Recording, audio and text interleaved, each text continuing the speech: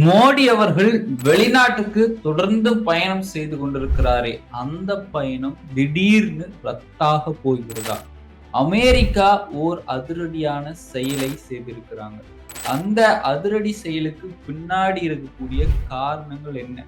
அதாவது இந்த அமைப்பை தடை செய்ய போறாங்களாம். அப்ப தடை செய்தால் சங்க பரிவார கூடங்கள் அத்தனை பேரும் என்ன செய்வார்கள்? இது குஜராத் மாடலா இல்ல திருட்டு மாடலா? ராகுல் காந்தி அவர்கள் சொல்லக்கூடியது உண்மைதானா? இது சார்ந்த முழு விபரத்தை தான் இன்னைக்கு வீடியோல பார்க்க இருக்கிறோம். வாங்க வீடியோக்குள்ள போலாம்.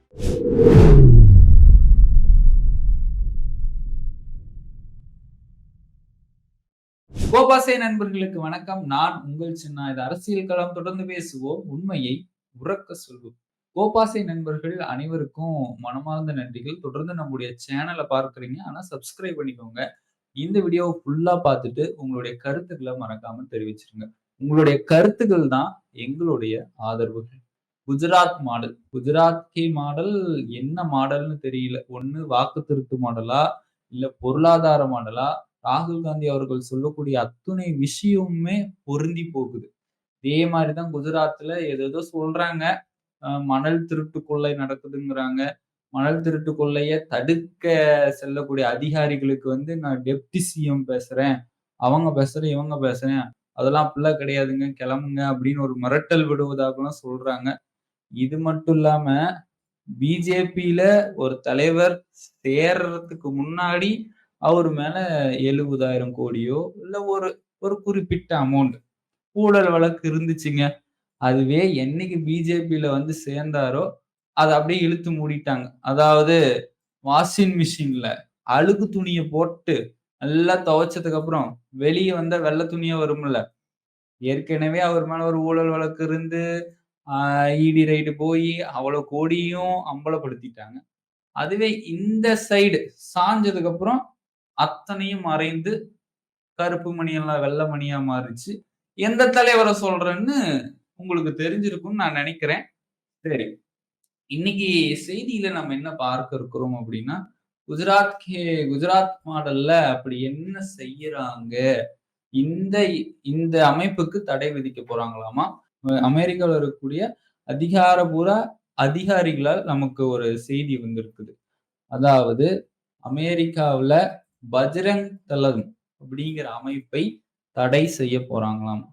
சரிடா, அவங்கள தடை செய்தா இவங்களுக்கு என்ன அப்படின்னா, பஜ்ரங் தளம் அமைப்போடு தான் ஆர்எஸ்எஸ்ல இருந்து, பாஜக முதலமைச்சர், பாராளுமன்ற உறுப்பினர்கள் அத்தனை பேரும் டை அப் வைத்திருக்கிறாங்க. அவங்கலாம் டை அப் வைத்திருந்தா, அடுத்த அடி யாருக்கு வரும்? மோடி அவர்கள் வெளிநாட்டுக்கெல்லாம் பயணம் செய்றாரே, அந்த பயணம்லாம் ரத்தாகுமா? அப்படிங்கிற கேள்வி எழும்புது.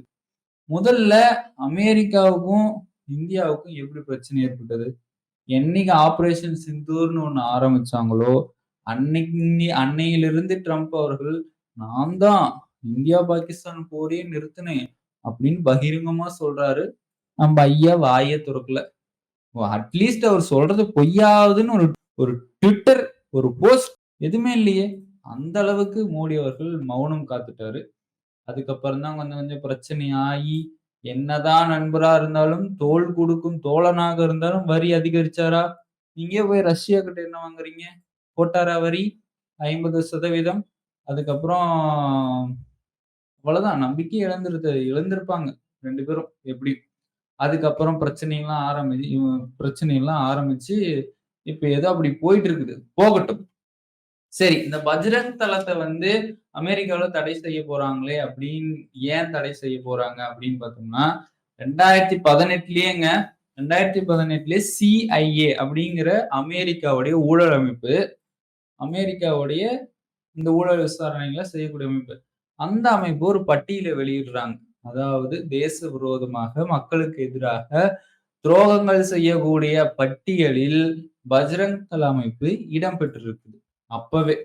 அது மட்டும் இல்லாம, மோடி அவர்கள் என்னைக்கு இந்தியாவுல 2வது முறை ஆட்சி அமைத்தாரோ, அன்னையிலிருந்து இஸ்லாமியர்கள தொடர்ந்து குறிவைக்கிற விதமா இருக்கு. அதே மாரி தான் குறி வைத்திருக்கிறாங்க. அதனால அந்த அமைப்பு தடை செய்ய போறதா சொல்றாங்க. ஏன் அப்படின்னு பார்த்தோம்னா, மாட்டு இறைச்சி சாப்பிடுறாங்க அப்படிங்கிற ஒரு பெயரால, எத்தனையோ இஸ்லாமியர்கள வட மாநிலங்கள்ல அடிக்கிறது இல்லையா? கொலை செய்யறது. வீட்டுக்கே போயி சமையலறையே தொறந்து பார்க்கறதாம். இல்லையா ட்ரெயின்ல அவங்க மாட்டு இறைச்சி வாங்கிட்டு போனா, பார்த்தா அடிக்கிறது. இதுல செய்யறது யாரு? ஆர்எஸ்எஸ் அமைப்பை சேர்ந்த, பஜ்ரங் தள அமைப்பை சேர்ந்த இவங்கலாம் செஞ்சுட்டு வந்திருக்காங்க. இதுக்கு ஒரு முக்கிய உதாரணம் சொல்லணும்னா, சும்மா இருந்த சங்க ஊதி கெடுத்தான ஆண்டி அப்படிங்கிற மாரி, சும்மா இருக்கிறவங்களலாம் புடிச்சு ஜெயில்ல போடுவாங்களாமா.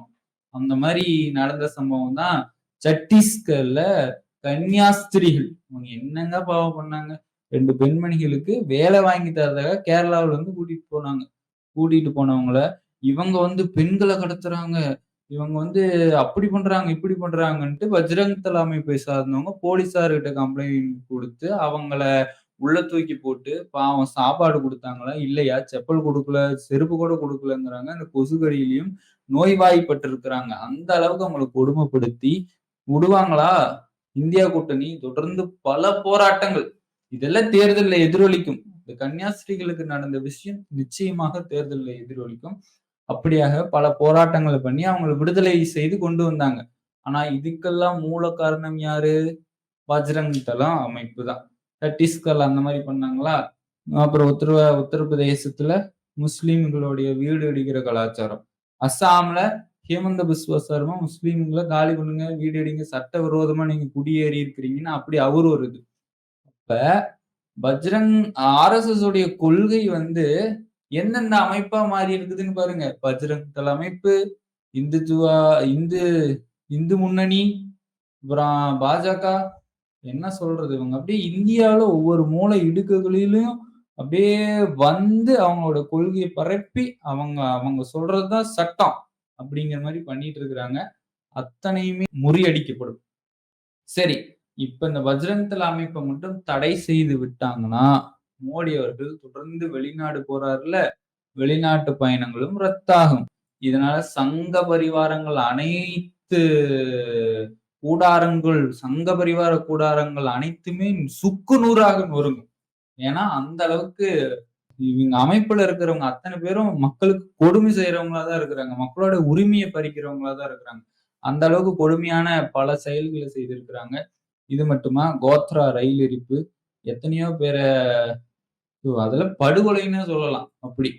அத்தனையோ பேர் அதுல எத்தனையோ இஸ்லாமியர்கள். ஏன் பாஜக என்ன சொல்லிட்டு வந்தாங்க, இது அனைத்துக்குமான கட்சின்னு சொல்லிட்டு, இஸ்லாமியர்கள் எடுத்துக்கோங்க. மோடி அவர்களோட அரசாங்கத்துக்கு எத்தன துறை இருக்கு? இஸ்லாமியர்கள் இருக்காங்களா? கிறிஸ்துவர்கள் இருக்கிறாங்களா? அனைவரும் இந்துக்கள். அப்ப இது அனைவருக்குமான கட்சியா? நீங்களே சொல்லுங்க. யார இவங்க முன்னிலைப்படுத்துறாங்க? ஒண்ணு இவங்களுடைய இதயங்களில் 365 நாளும் தேர்தல் தான் இருக்குதுன்னு எம்பிக்கள் சொல்றத இவங்க ப்ரூஃப் பண்ணிட்டு வேற யாரும் ப்ரூஃப் பண்ண தேவையில்ல. இவங்களே அவங்க ப்ரூஃப் பண்ணிப்பாங்க. இல்லையா நீலி கண்ணீர் வடித்து ப்ரூஃப் பண்ணுவாங்க. இந்த மாரி பல விஷயங்கள அவங்க செய்து கொண்டிருக்கிறாங்க. ஆனால் பஜ்ரங் தள அமைப்பு தடை செய்தால் என்ன ஆகுங்கிறது இதெல்லாம் பின்விளைவுகள். ஆனா பாஜக வந்து இங்க தான் மோடி, சாதி, இனக்கலவரம் பண்ணிட்டு இருந்தாங்கன்னா, அமெரிக்காவும் போய் இத பண்ண ஆரம்பிச்சுட்டாங்க. அமெரிக்காவுல சாதி ரீதியா, இன ரீதியா கலவரம் வராதுங்க. கருப்பு, வெள்ள அப்படிங்கிற கலவரம் தான் வரும். ஆனா ஆர்எஸ்எஸ் அங்க போயி வலுப்பெற்று அமெரிக்காவுக்கு தெரிஞ்சிருச்சு. இவங்க கலவரத்தை உண்டாக்குறாங்க அப்படின்னு சொல்லிட்டு பாராளுமன்றத்துல குரல்கள் எழும்ப தொடங்கி இருக்கிறது. அதனால தான் அந்த அமைப்பை தடை செய்யறதுக்கு பண்றாங்க. இந்தியாவுல பண்ணாங்கல்ல 3 முறையோ, 2 முறையோ ஆர்எஸ்எஸ் தடை பண்ணாங்க. இந்தியாவுடைய சுதந்திர போராட்ட வரலாற்றிலேயே பங்கெடுக்கல. ஆனா சுதந்திர தின பேச்சுல ஐயா சொல்றாரு, பெரும் பங்களிப்பை குடுத்தாங்க. இந்தியாவோட சுதந்திரம் கிடைக்கிறதுக்கு பெரும் பங்களிப்பு குடுத்த அமைப்பு ஆர்எஸ்எஸ்ன்னு வாய் கூசாம சொல்லிட்டாரு. எப்படி சொன்னாருன்னே தெரியல. அந்த அளவுக்கு அடுத்த அதிகார பசியா? ஏன்னா, மோகன் பாகவத் ஏற்கனவே சொல்லிட்டாரு. 75 வயசு ஆயிடுச்சாப்பா வூட்டுக்கு ஓடி விட்டுரு. அடுத்தவங்களுக்கு வழி விடுங்கிறாரு. அப்படி சொல்லுகின்ற பட்சத்தில், இவரே இங்க ஒரு நாடகம் ஆடுறாரு. ஆர்எஸ்எஸ் கிட்டயும் ஒரு நாடகம், மக்கள் மத்தியிலயும் ஒரு நாடகம். இதெல்லாம் யாரு நம்புவா? உங்கள மாரி உங்க அமைப்பில் இருக்கின்ற நபர்கள் நம்புவாங்க. உங்களை எதிர்க்கிறவர்கள் நம்புவாங்களா? நாங்க உங்கள எதிர்க்கல. உங்களுடைய கொள்கை தான் எதிர்க்கிறோம். உங்களுடைய செயல்பாடுகள தான் எதிர்க்கிறோம். ஏங்க நீங்க நல்லது செஞ்சா ஆதரவு கொடுக்க போறோம். உங்களுக்கு ஓட்டு போட போறோம். நீங்க இப்படி செஞ்சுட்டு இருந்தா யாருங்க ஓட்டு போடுவா? யாருங்க ஆதரவு குடுப்பா? எல்லா இளைஞர்களுக்கு தெரியுது. இப்ப நேத்து பொறந்த குழந்தை கூட நாளைக்கு தெரிய வரும் இந்த விஷயமெல்லாம். அந்த அளவுக்கு நீங்க வரலாறு படைச்சிருக்கிறீங்க. ராகுல் காந்தி அவர்கள் சொன்னது எல்லாமே உண்மைதான். வாக்கு திருட்டு மாடல், பொருளாதார மாடல், ஊழல் மாடல், குஜராத் மாடல் நையே அப்படிங்கிறாரு. ஆனா, இது எங்க போய் முடிய போதோ, அடுத்து இந்தியாவில் ஆட்சி மாற்றம் நடைபெற்றால் மட்டுமே இந்தியாவிற்கு நல்லது நடக்கும்.